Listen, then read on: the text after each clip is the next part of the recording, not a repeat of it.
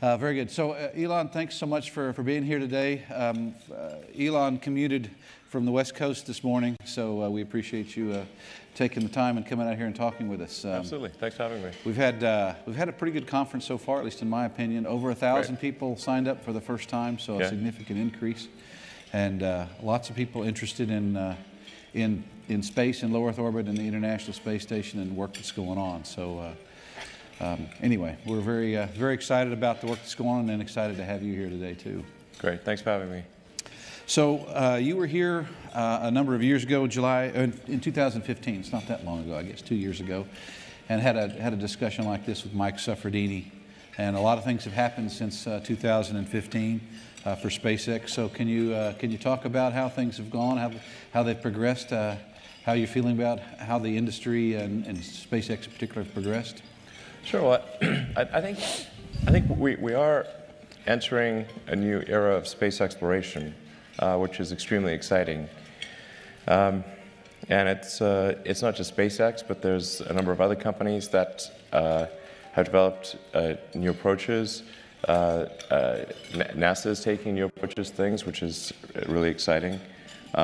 In the way that the contracting has been done for space station resupply, I think is a great model. That frankly should be adopted throughout government. I spoke a little bit about this at the Governor's Conference, and it was actually using the NASA cargo resupply contracting process as a really great model for government in general. It's where you have two competitors, fixed price, milestone based, where the milestones are primarily hardware-oriented, and then if one of the two companies that's competing does not reach their milestones, then the remainder of the milestones are competed to another company, and that's what happened with cargo resupply. It started off with SpaceX and Kistler. Kistler made some progress, but wasn't going to get across the finishing line, and then Orbital Sciences was competed for the second slot, and they did get across the finishing line, and now both SpaceX and Orbital are providing NASA with cargo services to the space station, and having that competitive dynamic is I think, just a very powerful function for getting a great outcome for the NASA as the customer.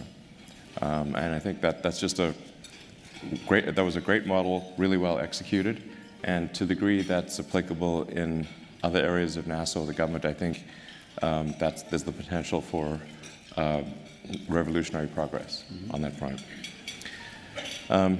So from a technical standpoint, the biggest thing that's happened in the last couple of years, which I'm really excited about and I think makes a difference for access to space, is the landing of the Falcon 9 rocket booster, and then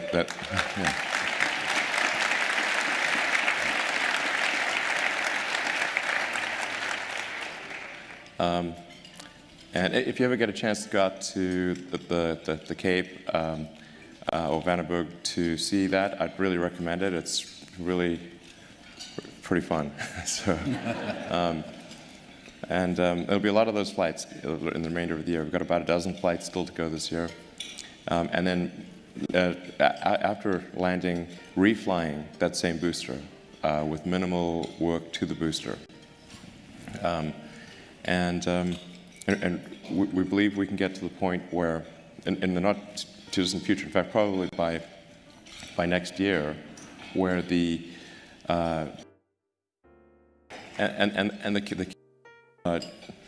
all you do is inspections, and no hardware is changed, not even the paint. So this is very important. So that's our aspiration for next year. Obviously, while paying very close attention to mission assurance and reliability, but we think we've got at least a technical path to achieving that. And then I think we're quite close to being able to recover the fairing. So there's a huge nose cone on the front of Falcon 9, which is a 5.2 meter diameter nose cone. You can fit basically a whole sort of city bus in there. and that fairing alone with all of its systems and the acoustic damping and qualification, all that, and the separation system, that's about a $5 or $6 million piece of equipment. And the analogy I use with my team is like, guys, imagine we had, $6 million in a pallet of cash, and that was, $6 million falling through the sky, and would we try to catch it? I say we do. I say we give it a shot. Worst case, it ends up at the bottom of the ocean, but maybe we do catch it and then pay $6 million. Let me know when that pallet of cash is coming back. Yeah. I'd like to give it a shot too. It might as well be a pallet of cash because it costs $6 million. So, but I think we got a decent shot of recovering the fairing by the end of the year, and possibly reflight by either late this year or early next. And that just leaves the upper stage of the rocket. Upper stage is about 20% of the cost of the mission. So if we get boost stage and fairing, we're around 80% reasonable. And then I think for a lot of missions we can even bring the second stage back. So we're going to try to do that. Although our primary focus will be on our Dragon over the next year or so. Our Dragon 2 spacecraft, which is the crew Dragon, next generation Dragon spacecraft, which has got all of the Eclipse systems and the ability to do a launch abort all the way to orbit, and do an automated docking maneuver. So it doesn't need to be berth with the aid of the arm. It can do a direct docking maneuver. And then that will be once that's operational, the new method of taking both cargo and crew to the space station. So if I say what's our primary focus, it's making sure we stay on track for getting crew to station, as we promised NASA around the middle of next year. It's going to be real exciting. I think it's going to be great for getting the public fired up. That's really... It's been a while since we launched astronauts from U.S. soil, so we're all looking forward to that. Yeah. And I'd just like to thank people at NASA for giving SpaceX a chance to do this, and just want a word of appreciation for the working relationship with NASA, which is great. In fact, I told the governors last week that for a long time my password was "I love NASA." That is actually true. This is.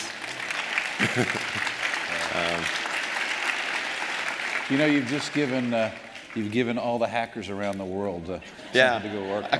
Hopefully, I don't have like some old email account somewhere still with that. It's like, I better change this. People are going to cotton on.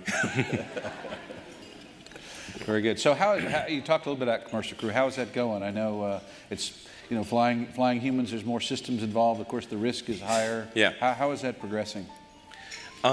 It's been way more difficult than cargo for sure. Yeah.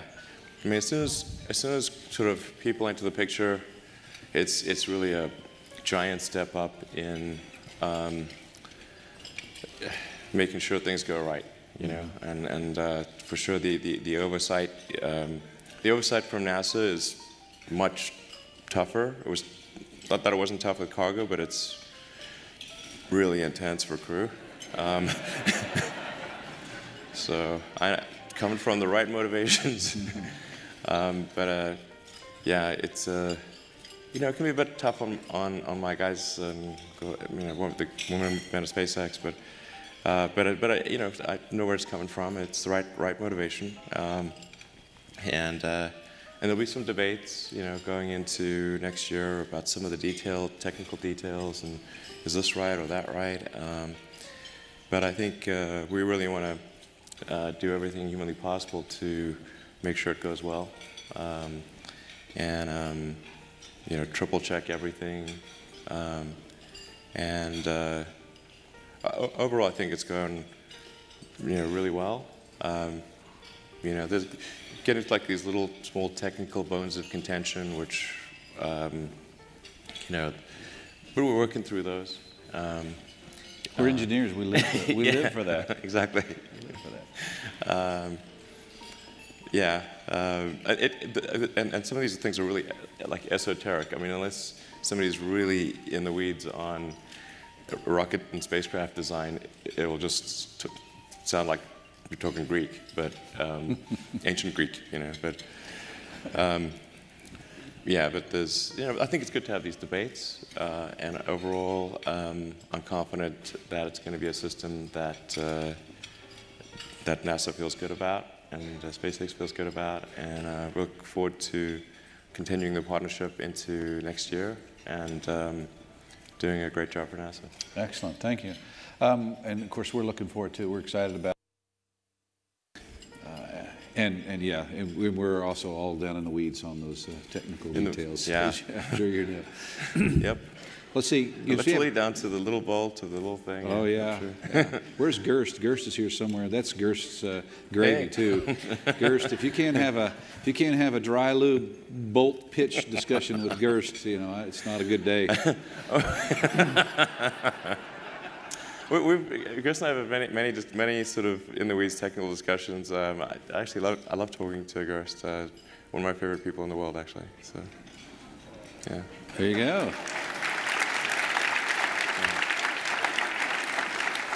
Mine too, but he's my boss, so I have to say that. Let's see. So we talked a little bit about commercial crew. We have cargo supply, resupply 1, yep. which you have the Dragon, which of course Dragon 1, which is berthed, and in fact you've done a reflight recently with the Dragon. Yeah. You know, thanks for bringing that up. You know, because that's kind of important. Yes, it is. And again, thanks for the NASA support on that. God, we really should. You know, we should have made a slightly bigger deal out of it because it was the first reflown spacecraft since the shuttle. Mm-hmm. And we kind of forgot to make, you know, let people know to, I mean, I guess it was there in the details, but we forgot to, you know, I don't think the public even realizes that it's the first reflight of a spacecraft, of an orbital spacecraft since the shuttle. Which performed very well too. Very good, good clean mission. Yeah, it's solid. I mean, now that was a case where I should, in full disclosure, say that it cost us almost as much to, in fact, probably about as much, maybe more, to refill. We're not negotiating a contract here. No, I know. I've just been totally honest here. The SpaceX internal accounting said that it cost us almost as much as building a Dragon 1 from scratch. I suspect our internal accounting was probably wasn't counting certain things. There were some circumstances unusual about this one, right? This one had some water incursions and things like that. So the amount of rework on this particular. This had a lot of rework. Yeah. But the next one, we think there's a decent shot of being maybe sort of 50% the cost of a new one. Keep going, my contracting officers here. Yeah, I'm negotiating against myself here. Yes. Yeah, no, I mean, we want to offer the, you know, best possible deal for NASA, and it's always tough to get that top line budget to increase. Hope it does. Man, I think so much good could be accomplished if the NASA top line budget was increased. People have no idea, you know.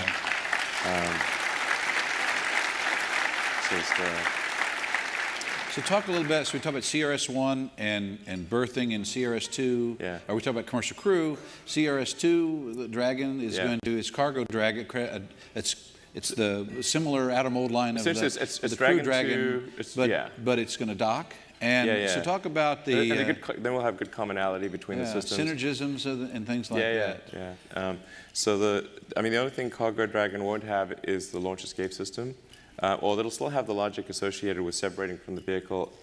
So I think most likely even Cargo Dragon 2 will be able to survive booster anomaly, like that word anomaly. We don't like that word either. Yeah, well, I guess I don't like it. It won't have the launch. It'll have everything else on that Crew Dragon 2 has, except the the thrusters, but I think in most cases, actually, it would still be able to survive re-entry and keep the cargo safe. But having that commonality is great. Yeah. Yeah, I mean, going forward, it seems like, docking itself, and if, even beyond testing of systems evolutions and things, it might be beneficial to test on the cargo version. Yeah, versus totally. the crew. And, absolutely.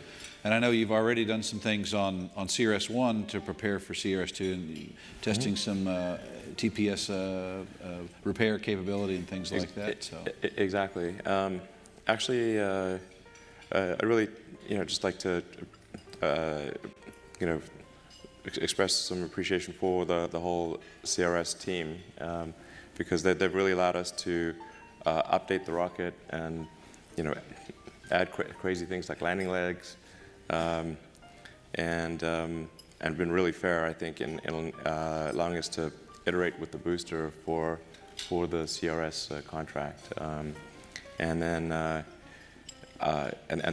as you're pointing out, Dragon 2 being used for both cargo and crew allows us to iterate with just a little more risk on the cargo version, and prove it out for this crew on board. Yeah, it's really helpful. Excellent. So let's talk about. I know we got a few more minutes here, and then we'll open it up to questions.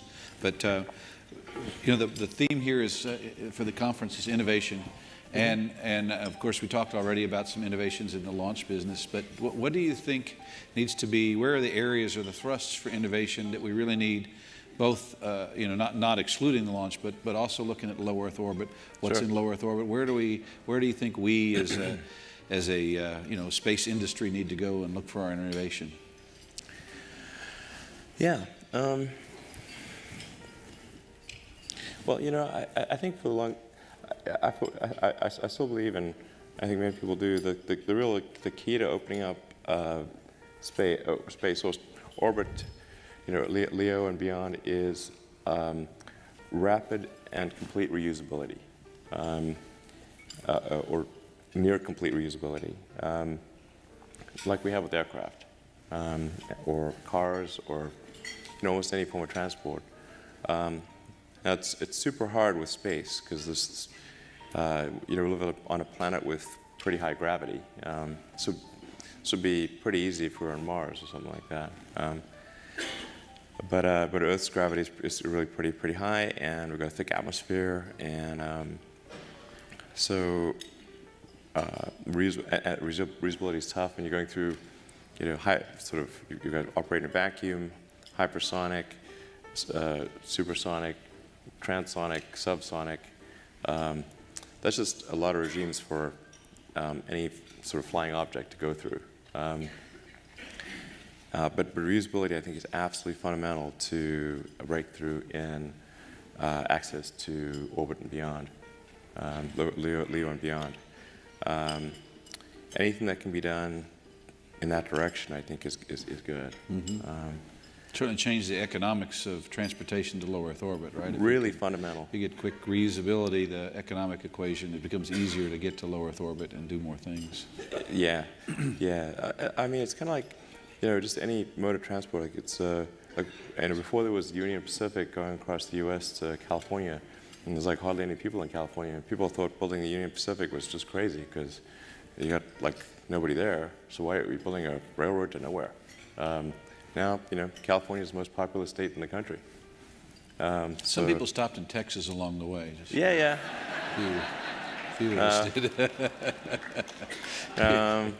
Not in the summer, by the way. I love Texas. We do a huge part of our R&D in Texas, in Central Texas. A lot of people don't know about that. Near Waco, we have Central Texas. We do. You did Bosa Chica down in the south there. That's right. Yeah, exactly. So we've got a lot of activity throughout Texas. We're building, a third launch site in South Texas near Brownsville. I think that'll give us good,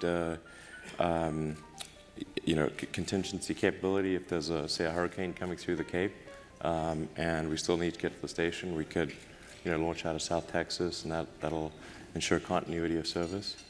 I spent a lot of time in Texas. Yeah, it's great. Excellent. All right, traffic's not as bad as in Southern California. Oh man, so that's the biggest issue with Southern California: traffic hell. I mean, it's just like which level of hell are you in? So it's like, if you're in hell. Yeah, Washington's trying to catch up. But I mean, this is, I mean, we're digging a tunnel. I don't know if you heard about that. Yeah. Yeah. So it's like and the tunnel starts right across from SpaceX HQ. So if you're ever out and you want to see our tunnel, yeah. As long as you promise not to close it in after I get in. No problem. We're digging the tunnel, and it's kind of like it's like actually, oddly enough, it's like a little low stress activity because like everyone expects it to fail, and I mean the sort of groan-worthy joke that I make about tunnels is that they have low expectations. There's nowhere to go but down. Yes. I could keep going. Wow. That makes sense. You're involved in space. You're involved in tunnels. You kind of cover the gamut. They used to call me Internet Guy when I started off in space. Hey, this is Internet Guy. He's in space. He's obviously going to fail. So then they stopped saying Internet Guy. I think they're just going to say Transport Guy. He's a transport guy. So speaking of transport, so today ISS is up there, and really the conference is focused a lot on some of the research and development that's going on there, and commercialization too, by the way. But and commercialization, at least NASA's strategy is commercialization will be fostered on ISS, and then at some point in the future, ISS will go away, and we expect. We hope for a vibrant low Earth orbit economy at that point in time. That's cool. And I'm kind of curious what you see in terms of SpaceX and your transportation relative to that economy. What's next for commercial crew after ISS? Sure. Well, first of all, I don't think the public realizes how cool ISS is. That is an awesome thing that's up there.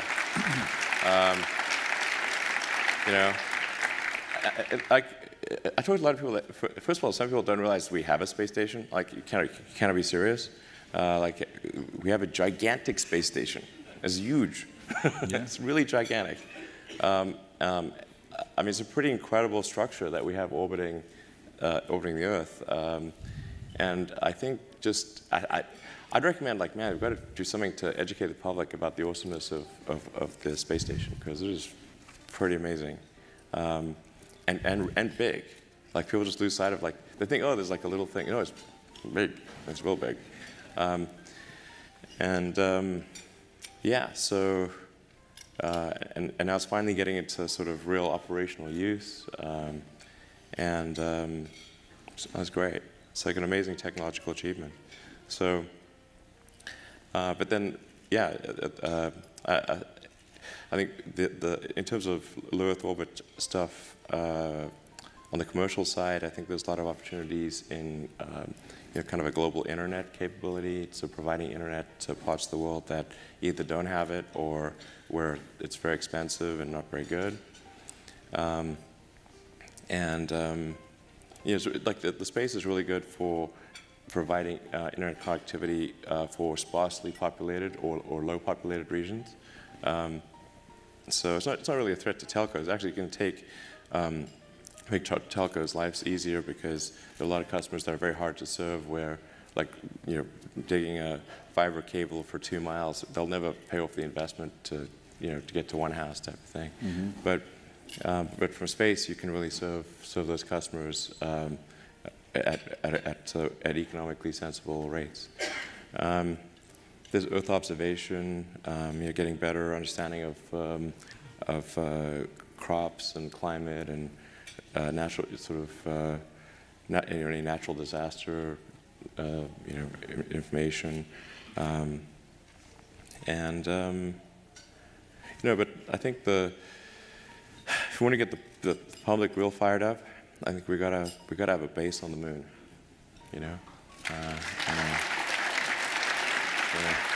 It's like, that would be pretty cool. And then going beyond that, getting people to Mars. You know? Yeah. Certainly sending people further than we've ever sent them before, I think, is captivating for the people. So yeah, exactly. It's captivating for me, I know that. Yeah, exactly.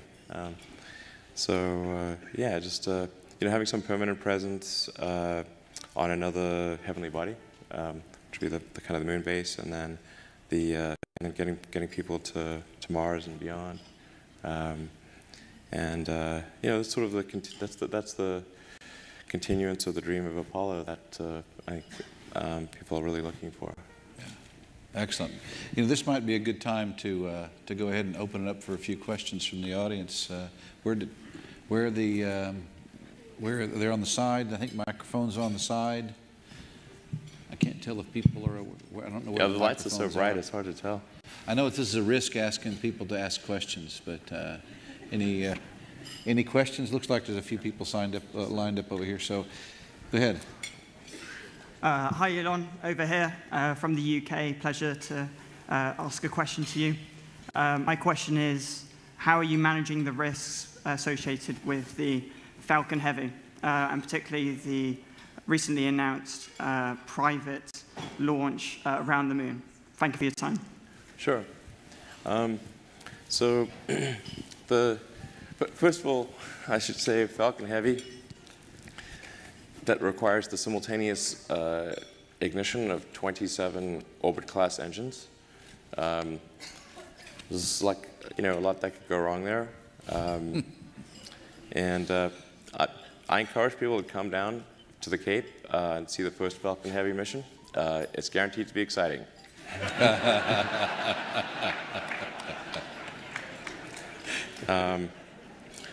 But it's this is one of those things that's really difficult to test on the ground. I mean, we can fire the engines on the ground, but and we try to simulate the dynamics of having 27 instead of 9 booster engines, and the airflow as it goes through transonic. It's going to see heavy transonic buffet. The max Q, how does it behave on a max Q? There's a lot of risk associated with Falcon Heavy. Real good chance that vehicle does not make it to orbit. Want to make sure, set expectations accordingly. I hope it makes it past, far enough away from the pad that it does not cause pad damage. I would consider even that a win, to be honest.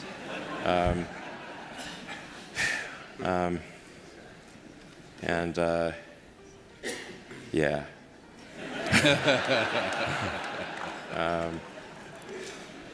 Very exciting. Major pucker factor, really. Yeah. It's like no other way to describe it. That dwindles the amount of people who want to ride on that the first time. Yeah. Well, smaller cat. There's still people I'm saying who would full disclosure here, man. Full disclosure. I think Falcon Heavy is going to be a great vehicle. Just like so much that's really impossible to test on the ground, and we'll do our best. It actually ended up being way harder to do Falcon Heavy than we thought, because at first it sounds real easy. You just stick 2 first stages on as strap-on boosters. Man, how hard can that be? But then everything changes. All the loads change. Aerodynamics totally change. You've tripled the vibration and acoustics. So if you sort of break the qual levels on so much of the hardware, the amount of load you're putting through that center core is crazy, because you got 2 super powerful boosters also shoving that center core, and it's like, so we had to redesign the whole center core airframe. It's not like the Falcon 9 because it's going to take so much load. Then you got the separation systems, right. It just ended up being really way more difficult than we originally thought. We were pretty naive about that. The nice thing is when fully optimized, it's about 2.5 times the payload capability of a Falcon 9. Mm-hmm. So it's well over 100,000 pounds to LEO payload capability. 50 tons, could even get up to a little higher than that if optimized. and then the nice thing is that it does have the throw capability to toss a Dragon 2 in a loop around the moon. And then Dragon 2 itself, the heat shield is designed with a huge amount of margin. So it's got enough margin to handle lunar reentry. And particularly if we do initial velocity scrub, do sort of at least one pass to scrub velocity, then come in on the second pass. Yeah, but no question, whoever's on the first flight, you know, brave. Yes. Brave. Let's go over here to this side here. Is there a question from over here? Hey, Elon. Ted Tagami with an educational company called Magnitude.io. I had the good fortune of meeting you back in September, watching your 5 sons launch their own rockets, Black Rock Desert. Oh, yeah, cool. Yeah. That was fun. And since then, we've actually had the great fortune of sending students' payloads up to the International Space Station. And we're now working with CASIS to extend that. We'd like 50 million students to get on the International Space Station, their experiments on the space station by 2014. Okay. So my question to you is more about the innovations in education and your thoughts. That same year that I met you and your sons, you announced Ad Astra. Oh, yeah. And before the advent of Neural Lace gets fully implemented, what are your thoughts on the innovations in education today? Thank you. Just thoughts on education. I think there's maybe there are definitely some good schools out there, but I think some of the mistakes, at least in my opinion, that I see being made in education is that the teachers do not explain why kids are being taught a subject. You just sort of get dumped into math and like, well, why are you learning math? What's the point of this? This seems like some, for some people, like maybe it's I don't know why I'm being asked to do these strange problems.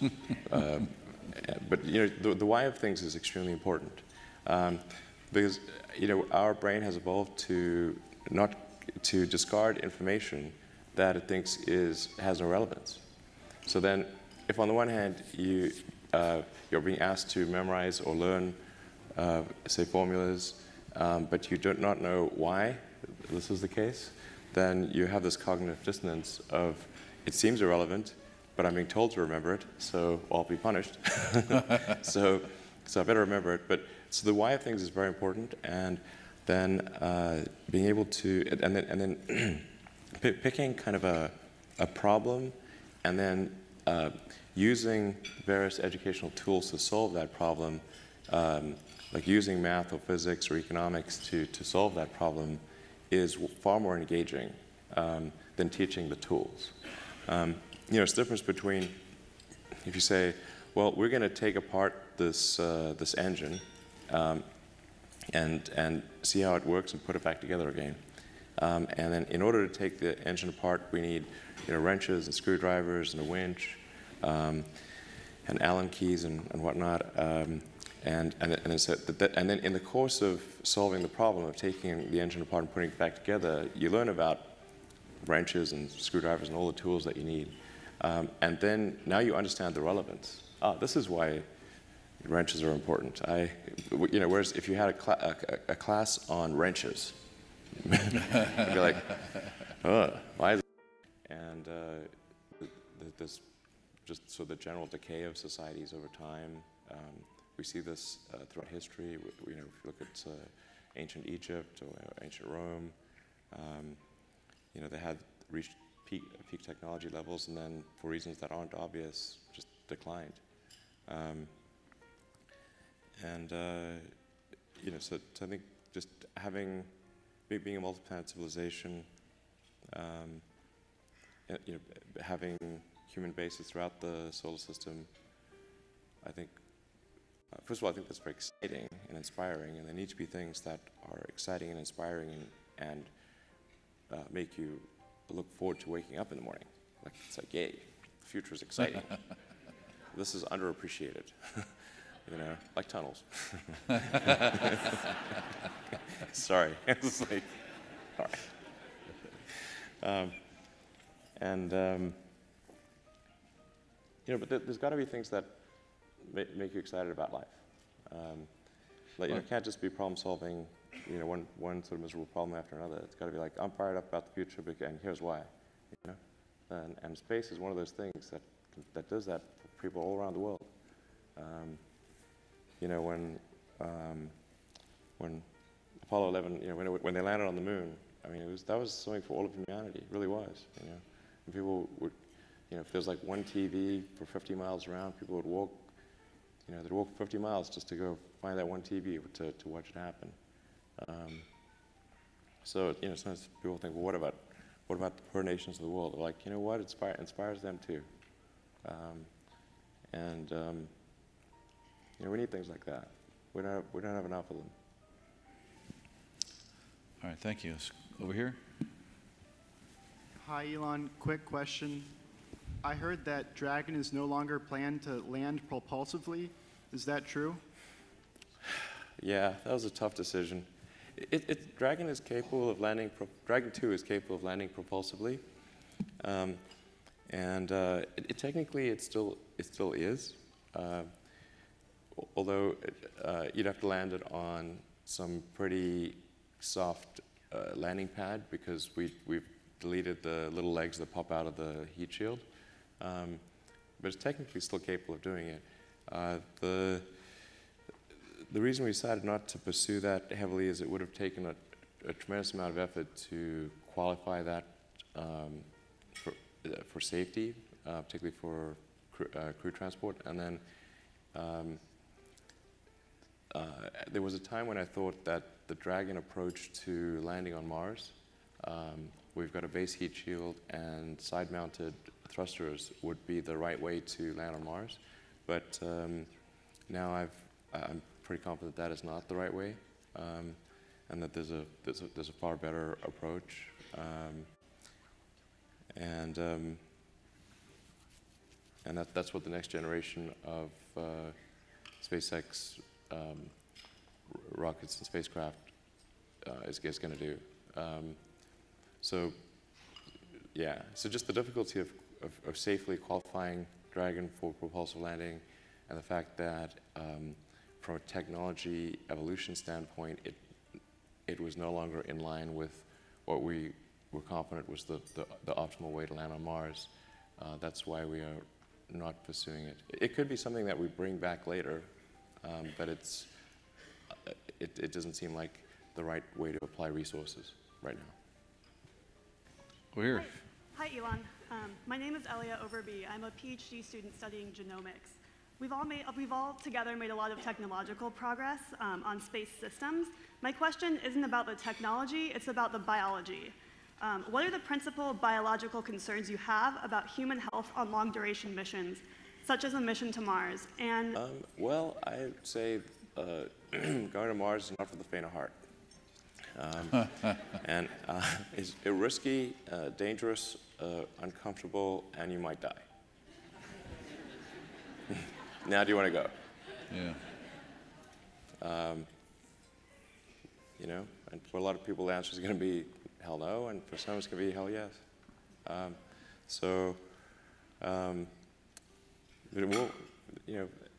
There will be issues. I don't think it's like it's going to be a case of like you get irradiated to death along the way. I don't think that's the case at all. The radiation level is sort of roughly, in a worst case scenario, really kind of about equivalent to smoking on the way there. Now, smoking is pretty bad. But I think with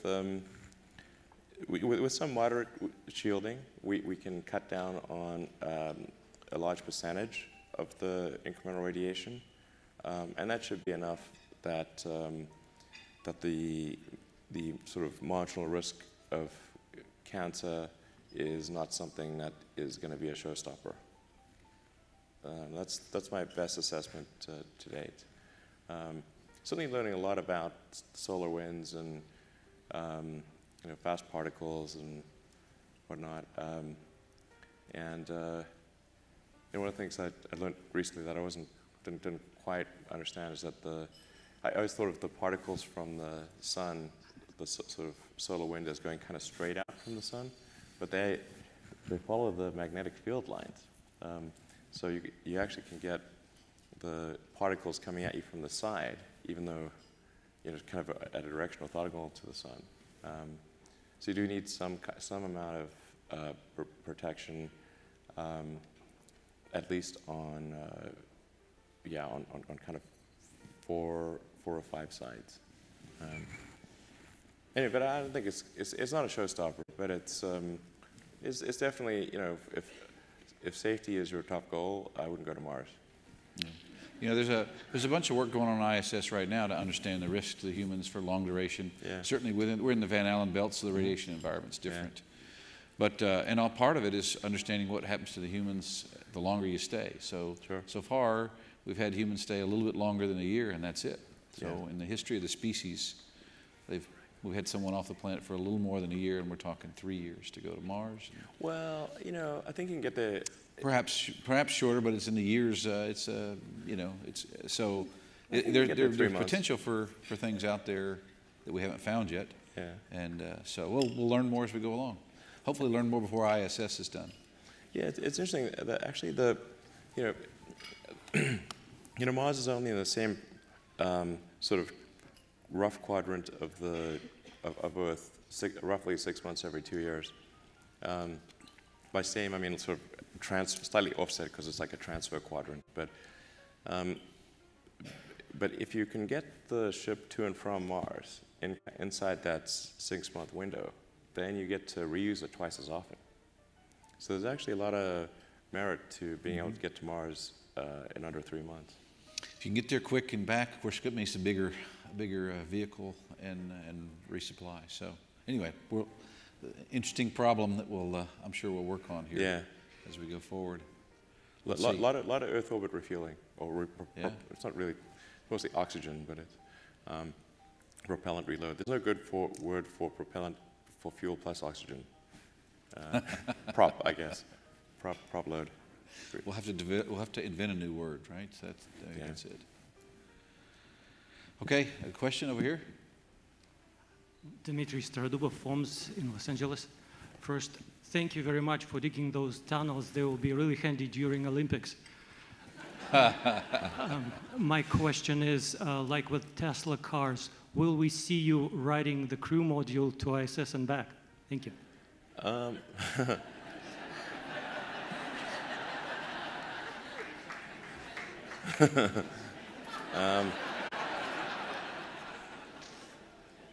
I would like to at some point.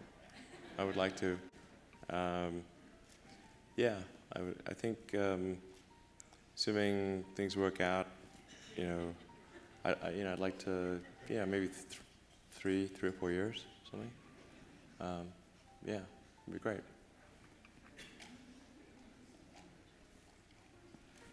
All right, we'll put you on the manifest. Okay. Next question over here. Hello, I'm Anna Sofia Bagirayev, and I have kind of a follow-up on the biology question from before. It is one thing to say, obviously, it's not going to be a safe experience to go to Mars, but there are some technologies essential, especially if we're looking to putting humans there permanently, that are going to have to be developed with biological capabilities. Speaking of like flight suits, habitats, eventual artificial biospheres for people to live in. Do you see your company playing a part in the development of those technologies? Do you see biology having a place in SpaceX's work, or will that be outsourced to other unrelated companies? Hey, and before you answer, you should know that Anna Sophia over here won a Genes in Space competition and flew on a SpaceX Dragon.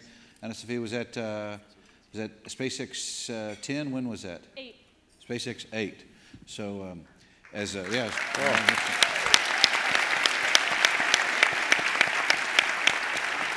and a very smart young lady. In fact, I think she's smarter than me in high school than I am now. So anyway, so good luck with your answer. Sure. Biology obviously has a significant role to play in any kind of permanent Mars base or city. I mean, for SpaceX, we're trying to make sure we can get people there reliably at a cost they can afford, and get cargo there at the right cost number. Because there's kind of a threshold cost per ticket or cost per ton to the surface of Mars, below which a self-sustaining city can develop and above which it cannot. That sort of critical sort of economic and technical threshold is what we're focused on at SpaceX. I think we'll probably also have to do a fair bit of work on propellant depot, basically a propellant plant on Mars. But then our intent is to, we don't want to get in the way of what others are doing. Like, we want to make sure that, let's say if somebody makes an investment and wants to do something on Mars, create a business or do some scientific endeavor, that SpaceX does not compete with them, because they need to feel like, okay, we're not going to just go in and compete with them arbitrarily. We want to make sure that they feel it's going to be a fruitful environment to be to go there and do something special. So our focus is going to be on transport, kind of fundamental utilities, survivability, and we'll do more if we need to do more. But we want to make sure that lots of people can go and do all sorts of things on Mars or the Moon, and not feel like SpaceX is going to do anything but try to help them. We don't want to interfere or compete. They got to feel like the opportunity is there. Next question over here. Hi, Elon. My name is Tracy, and I'm not here for any reason related to my career or to my area of study. I'm actually here as a very cool and only slightly overbearing mother to my 10-year-old daughter, Harper, and a sister to my 14-year-old brother, Ben, who are both in the audience today, and who think of you the way that I guess I thought of Madonna at the same age. Well. So, Hey, that gives you some wardrobe that's some options, high right? praise there. Thank you. Thank you. in the spirit of that, I wanted to get your advice Should see me for dance. 2 kids who are Really? very interested in space and engineering and entrepreneurism.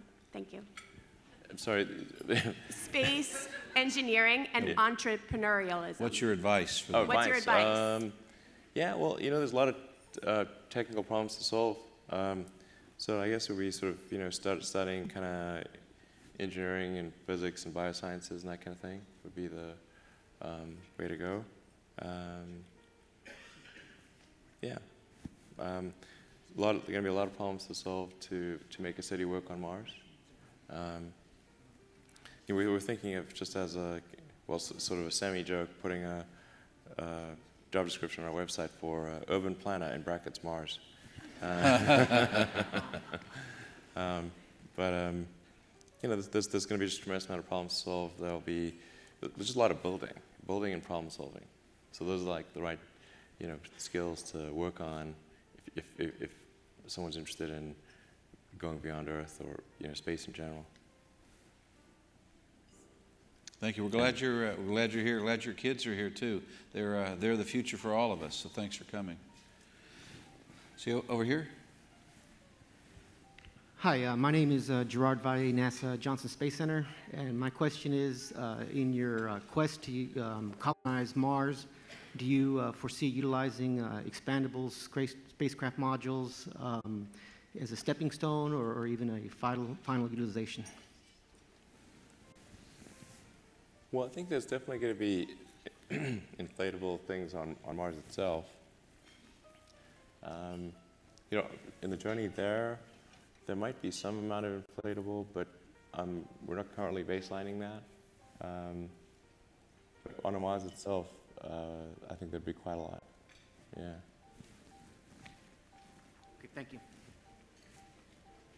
Inflatable and perhaps just building it with the materials that's already present. Yeah, That'd be exactly. the key. Local materials are key. You don't have to carry it with you. Yeah, tunnels. You got to get that boring machine there, though. That's going to be. Well, right now the Earth ones are really heavy, like really heavy. Right. Well, they're not built by aerospace engineers. No. You're not worried about weight for an Earth tunneling machine. You actually want one that's nice and heavy. But for a Mars one, you'd have to redesign it to be super light. That's a tricky one. And then just taking into account the different conditions on Mars and everything. Yeah. So, yeah.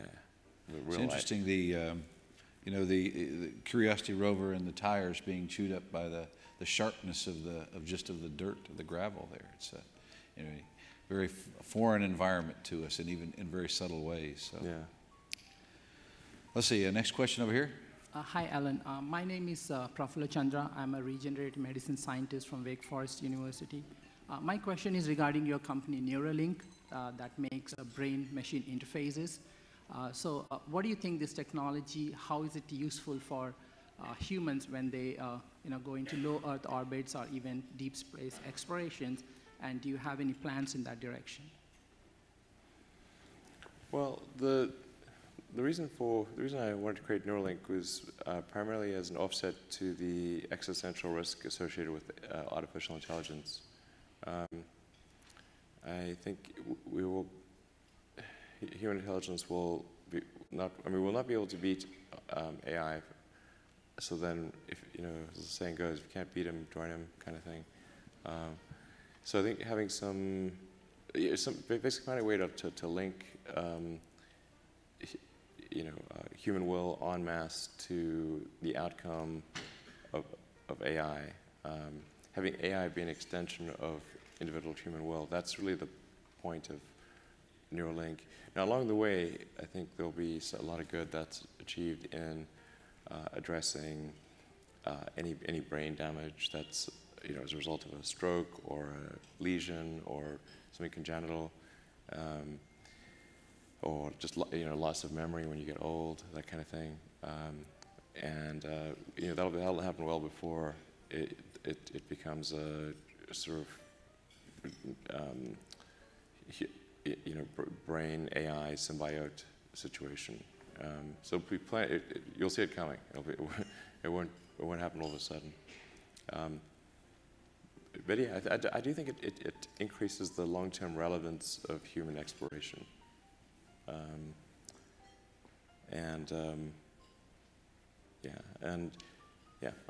think it's for me. It increased my motivation long term. That it doesn't just need to be done by robots. Yeah. I don't know if that answers your question, but does that answer your question? Oh yes. Okay. All right, let's see. Maybe we're one more question here, and we'll wrap it up on the left here. Okay. Hey, Kalle from Space Nation. As we are building the first global astronaut training program for everyone, my question relates what you earlier said to about the International Space Station and how it's a shame that it's not better known around the world, as probably compared, for example, the shuttle program. So, and thinking that in the future we need thousands and more space pioneers, so how do you see the significance of this public engagement, and especially in the time where we have more and more tools to do that? And do you have specific plans on that, and how you see that affecting, accelerating, or does it have that kind of effect for the whole humanity's transition to space and the new space era? Sure. Well, I think just getting more human spaceflight is going to automatically engage the public. As you pointed out, with the space shuttle, there was a lot more engagement when the space shuttle was launching. I think if the public sees some path, even if it's long term, where they themselves may be able to go to orbit or beyond, or to the moon or Mars, I think their interest level increases dramatically. And it may not be even that they want to go, but they have a son or a daughter or a brother or a friend that really wants to do it, and so they want to support their friends and family in that ambition. But it really needs to be something ultimately that looks like it's going to be accessible to a large number of people, and then I think we'll get a large number of people engaged. Yeah, one of the things about engagement too, I think for the U.S. anyway, will be we having people launch from the United States. So yeah, absolutely. I can't tell you how many people around the world have said, oh, you guys are still flying. Well, absolutely, we never stopped flying. Yeah. We've had people living on board ISS, you know, for almost 17 years. And but they don't see the smoke in the fire, right? They see that. They say they knew. They turn on the TV and there's a shuttle going and it's got 7 people on board and they see it. And nowadays, at least in the U.S., it's half a world away. So here in a week from Friday, we'll be launching 3 people. But it doesn't feel the same as if it was happening in our backyard in Florida. Absolutely. So we're looking forward to that happening very soon here in the U.S. And we wish you the best of luck. Thank you. Thanks very much for being here today. Thanks for joining the conference.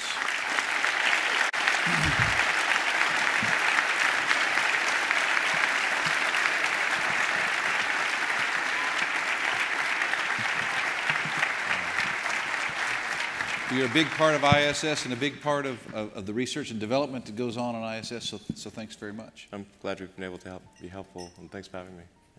I'd like just to extend my thanks also for an incredibly insightful and frank discussion that you guys have had with the group, so we really, truly appreciate it.